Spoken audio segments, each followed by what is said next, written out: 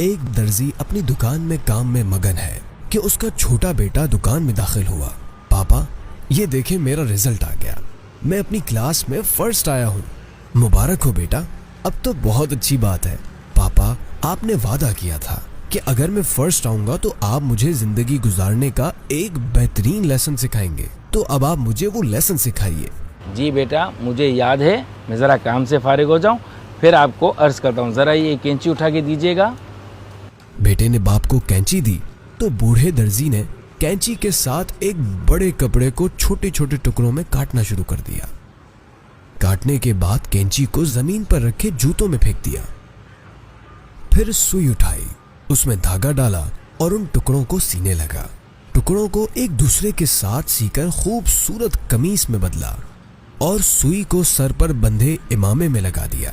फिर बच जाने वाले धागे को जेब में डाल दिया। बेटा हैरानी से ये सब देख रहा था। पापा, आज तो आपने बड़े ही अजीब काम करे। इतनी महंगी सी कैंची को आपने चप्पलों में फेंक दिया और इतनी सस्ती सी सुई को आपने इमामे पे लगा लिया।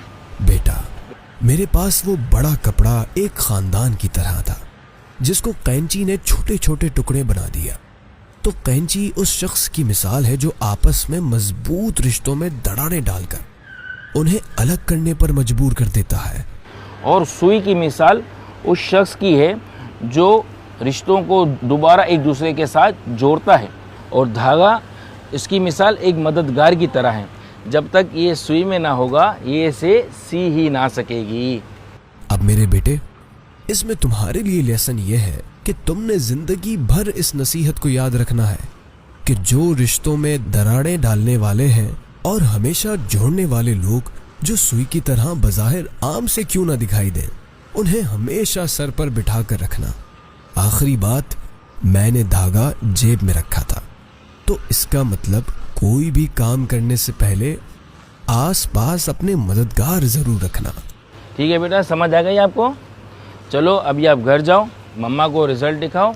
मैं रात को घर पर आऊँगा, फिर हम कहीं बाहर चलेंगे आपके पास होने की खुशी में। ठीक है? अमीरुल मुमिनीन हज़रत सय्यदना अलीयुल मुर्तज़ा शेर खुदा करमल्लाहु तआला वजहुल करीम फरमाते हैं, जिसने लोगों को उनके मकाम व मर्तबे में रखा तो उसने अपने आप से मुशक्क़त को दूर कर दिया।